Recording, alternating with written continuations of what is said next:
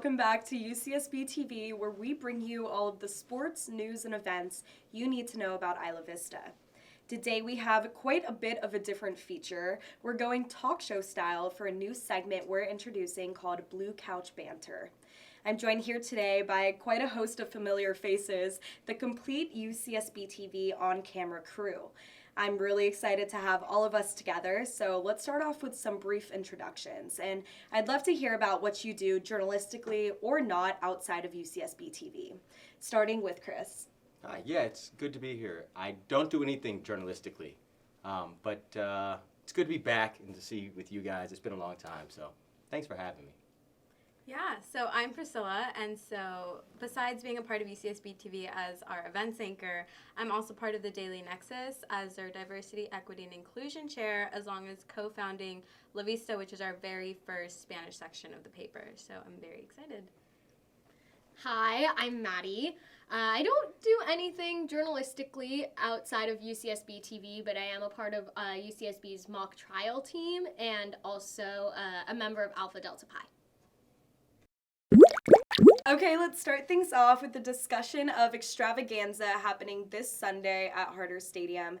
We're having ASAP Ferg, Dayglow, Valentino Khan, and Audrey Nuna performing for UCSB students for free. What are your thoughts on Extravaganza? Are you going? Are you passing? All right, originally I was going to pass on it, but I might have to go. I'm a big Dayglow fan. I don't know any of their songs. No, I know one Dayglow song, and that's because of TikTok. And I feel like I missed out last year because of COVID, so I feel like I should go. Yeah. So I'm gonna try to go. I honestly, this lineup, I know it's been a little controversial. One of my roommates is really upset about it. I'm just very neutral, I don't love any of them. I don't hate any of them. So like Pricila, maybe I'll go. Odds are I won't. Mostly because it's Sunday. I like to be in bed for most of Sundays. Sunday is grocery day. So who would you want to see play for free at Extravaganza? Oh my God. Taylor Swift. Taylor Swift. I mean, we've already had such big names like Drake. Like, why not bring Harry Styles and make everyone go crazy? Harry Styles and Taylor Swift. Oh my gosh, yeah. And then throw in like Olivia Rodrigo to open. Yeah. Yo-Yo Ma would be nice. Something I could study too. Yo-Yo Ma is a famous celloist. Celloist? Yeah. You want them to bring their cello up? I would love it. I mean, if we could make a whole production, they could bring their cello up. I mean, it's not that hard. He's world famous. I'm sure he has somebody to bring his cello up for him. Now, on a more serious note, we have two soon-to-be college graduates here, Chris and Maddie. Don't do that to me. I must ask, without teary eyes, what do you wish you could tell your freshman self that you've learned now? Everything you thought you weren't going to get done, you can do. Like, anything you thought that you couldn't do, you actually can do it. And it will suck at times, but you can do it. That's what I think. Because I got so worked up, like, it's going to be impossible and blah, blah, blah. But now you're here and you're like, dang, like, it's possible. So that's what I say. So have some faith in yourself. Have some faith in yourself. I like that. Yeah. I think I would tell my freshman year self to not care about school so much. I think where I've learned the most in college has been through my extracurriculars, where I've grown the most, where I've found what I want to do with my life. It hasn't been in a classroom, and that's to no discredit to any of my professors or my classmates. Like, my classes have been interesting, but I just think I pushed myself a lot more in my extracurriculars. And my freshman year, I was like, study, 17 units a quarter. This is what I'm here to do. And it actually, at the end of the day, wasn't. I was here to learn through other opportunities. So I think I told myself not to study as much. Yeah. I like that. And that's why I'm going to Extravaganza. And that was kind of my next question. Besides the time spent studying, what do you wish you contributed more to? Would it be a social life? Would it be pursuing your professional hobbies or aspirations? What do you wish you allocated more time for in your early 20s? Just like my self-care and just, like my sanity, I think. I wish that I would have just, sort of developed some better habits of just taking care of me first. So I absolutely agree. I think I didn't really get into the self-care habits until, honestly, this quarter. And I started, like, I don't know, making healthy meals for myself. And, like, that made all the difference in my day and how I felt. And so I wish that I said no to more things and just took that time on myself. But also what I was going to say is exploring Santa Barbara. I feel like I'm leaving soon, and there's so much more of, like, the downtown area that I want to try and I want to go to. And I wish I did more of that my freshman year. Yeah, you know, the whole learning to say no idea is really important. I feel like a lot of students are still struggling to learn what that truly means, especially in a school with so much prestige and academic competition like we have. Everyone's such a go-getter and trying to, you know, quickly climb up the academic or professional ranks. So saying no is definitely a lesson I'm still trying to learn. So I appreciate that. And that segues into my next question, Pricila. I don't know if you want to take a stab at this first, but what would you say the hardest part about being a UCSB student is? I think that the hardest part is that I came in with a very specific and niche major, and then when I found out that I didn't really want to go that way, it was hard to transition into something more general. We are lacking a lot of those general majors like nursing, journalism, which I'm super interested in now, but I have no outlet for besides my extracurriculars. And so I think it's just really hard to be someone who you come in with one specific major and you want to go somewhere else, but there's just no place for you to go. And so then that ends up you having to take it upon yourself to kind of get that experience that other people at other schools are going and like attending these programs that are being funded by like all these people, and they have like state-of-the-art studios, and it's like you're attending this school. And then like, I mean, you could transfer, but it's like, I don't know, it's just a lot harder to do. You're not going to get your hand held here. It's a pro and a con. You know, you really learn to be independent and to find your own opportunities, and I'm really grateful I learned that. But it's definitely hard starting out, so I absolutely agree. Right, so Maddie, you want to go into the legal area. There's no public policy major. Pricila, you just mentioned journalism. We don't have a journalism major. So what's it like to build your career at UCSB when you're the one seeking out the opportunities? I feel like luckily there are so many extracurriculars that aren't based off the majors that we do have here. So I was lucky enough to stumble my way into the Daily Nexus, into KCSB for a little bit, and then I found my way here. So there definitely wasn't a lack in things that I could get myself involved in, which I'm so, so grateful for. And then beyond that, just kind of going into the greater Santa Barbara area. So I'm currently interning at City Hall and being a production assistant, so kind of learning the camera work of this stuff. And then that led me into the summer interning at Telemundo, which is something I never thought I would ever get to say. So just taking it upon myself, like through the extracurriculars, it's like they're definitely there. And there's so many that I feel like I go on Shoreline sometimes. And I'm like, oh, since when did we get that? And it's like there's just so much to do outside of classes, which is why, like kind of how Maddie touched upon earlier, like I'm not so much focusing on academics, like trying to load my schedule up with classes, but rather focus on my extracurriculars because that's what I want to do later. And it's like why I focus on stuff that I am not genuinely that interested in.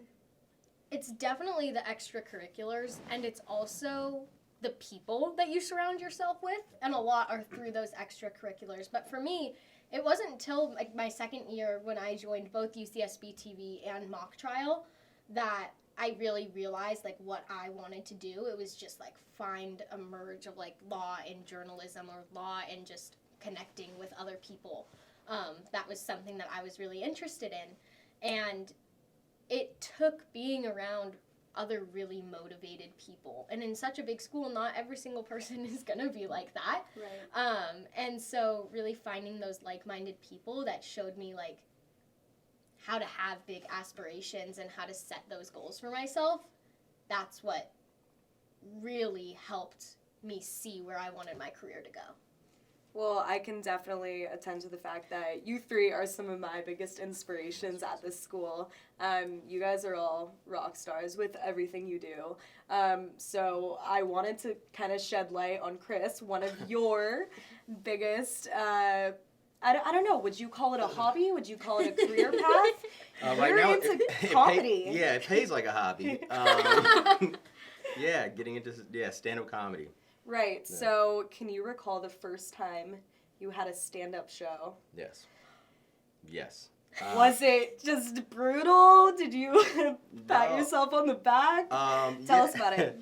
So actually May 6th of last year was the first time that I went on stage at an open mic. I mean, pretty much the pandemic was like in this weird spot where things were like opening up and whatnot. And I just saw that there was an open mic online at a local cafe here. So in the morning I just decided like, I'm gonna do it. So I go, and then I end up having like 5 beers and being like so tipsy. And I like decide I don't want to do it anymore. And the woman who was running the mic sort of forced me to go up. She actually tricked me. She's like, all right, you don't have to go up. And then at the end of the night, she's like, we have one more person. And then she announced me. And we were allowed to do 7 minutes, and she let me talk for 11 minutes. And I still have the tape, and it was one of the best experiences of my life. And so from then on, it was like, this is all I want to do. That's it. So it all went smoothly. I mean, yeah, like, yeah, I think because I wanted to do it my whole life, it was like kind of preparing for that. But it doesn't always go. I mean, sometimes it's awful, but it's like anything. Like, you just have to keep doing it. Pick yourself yeah, up. Yep. Yeah. So moving on to our next set of questions, we reached out to our Instagram followers and asked them what they want to hear us discuss. One follower asked us to talk about our biggest failures that we've experienced thus far in our life. I'll tell you. Okay, here's a very simple failure that like has come back to haunt me horribly. I got a speeding ticket in January, coming back from SLO, true story, and I thought that I paid it and I didn't. So then the speeding ticket went up a bunch of money. And then I couldn't do traffic school. And I've been applying for all these jobs. And some of the jobs I've been applying for, they need a clean driving record. And now I don't have a clean driving record for it. So I've been denied like 4 jobs because of my poor time management ADD skills. So that's a hard failure. Hard pill to swallow. Thank you, Officer Jones. It's a hard pill to swallow. I feel like my biggest failure, so I got my first job the summer after high school ended and it was COVID. And I was very much, like, in high school, like, book smart, like, I'll do whatever it takes to get an A in this class or whatever. When it came to practical skills, I lacked a little bit. But, so I got this job, and I should have known it was a red flag when they hired me on the spot. And they're like, cool, like, can you come in, like, in a couple days? And I was like, yeah, definitely. So then I show up to this job, and one day I'm, like, working, and this job, like, wouldn't tell you when you would be off. They would only tell you when you'd come in. So I was, like, working one day, and I'd been there since, like, 11. And, like, they never are like, okay, like, do you want to go home now? Like, I had my lunch break at, like, 12. Like, I've been there for a hot minute. And I don't get to leave until midnight. And then the next day, that day, my manager comes in and she was like, I need to take a picture of you. Like, you're going to be our employee of the month. And that's when I realized, I was like, oh, like, I have just been, like, walked over, like, so much. And then now they're going to be like, you're employee of the month. Like, thank you so much for staying, like, way over time. Like, probably a little bit illegal. And then that's when I realized, I was like, I need to, like, stand up for myself more. Otherwise, I'm just going to continue, like, this weird cycle of just, like, not knowing when to say no. My first tournament ever mock trial, we were going against Stanford in, like, our first round. So me, a newbie, freaking out at Stanford. And this girl who now is, like, one of the best competitors is going against me. And she objects hearsay to me. And I had no clue what it was. And now, like, watching the Johnny Depp trial, it's, like, really funny because he caught on to it faster than I did. And I was, like, actually trying to learn it. But I just didn't know it. And I stood there and I have never been more humiliated and had nothing to say. And the judge had to, like, ask me questions to get me through my objection argument. And I now know what hearsay is. It was so embarrassing, but it taught me to really not take myself too seriously, and just learn when you need to learn. So it was very embarrassing, a big failure, but it did teach me that important lesson that I don't think I would have learned otherwise. What's hearsay? An out-of-court statement being used for the truth in the matter asserted. Moving on to our next question asked by a viewer. They want to know why the UCSBTV crew and how you had your aha moment finding yourself at UCSB. I knew it was the right choice once I had like a really good group of people around me. I think I had always wanted to do some of these ventures that I'm finally doing, and there was like a community of people who were encouraging me to do it, and that was for me the moment where I was like, cool, I'm supposed to be here, this was what's supposed to happen. And yeah, because UCSB was, I just applied actually because I had like this fee waiver. I didn't know anything about the place, and here I am. So. Yeah, I don't think I had like a moment, but I applied to UCSB because I was sitting in my AP psychology class and I was like clicking the boxes for the UCs, and UC San Diego like had me like, what college do you want to be in? This is where you'll live, study, eat, and I was like, whoa, this is a big commitment. Same. I don't know about this. And then the girl sitting behind me goes, why don't you apply to UCSB? It's more fun anyways. And I was like, okay. And then I switched it, and that's the only reason I applied to UCSB. So thank you, Nikki Steele, if you're watching. Shout out to Nikki. I love you. But no, I never really had a moment. It was just kind of looking back and seeing how I ended up applying here. And when I visited, just feeling, I went home right after my visit from campus and signed my statement of intent to register. Right. And it was just that gut feeling that I didn't feel anywhere else. Now 3 weeks out from graduation, hopefully it's all coming full circle for you both. So before we wrap up today's episode, is there anything else you would like to add or any further questions? Let's do more talk shows. This was fun, yeah. Yeah. Tell us what you want to hear and we will bring it.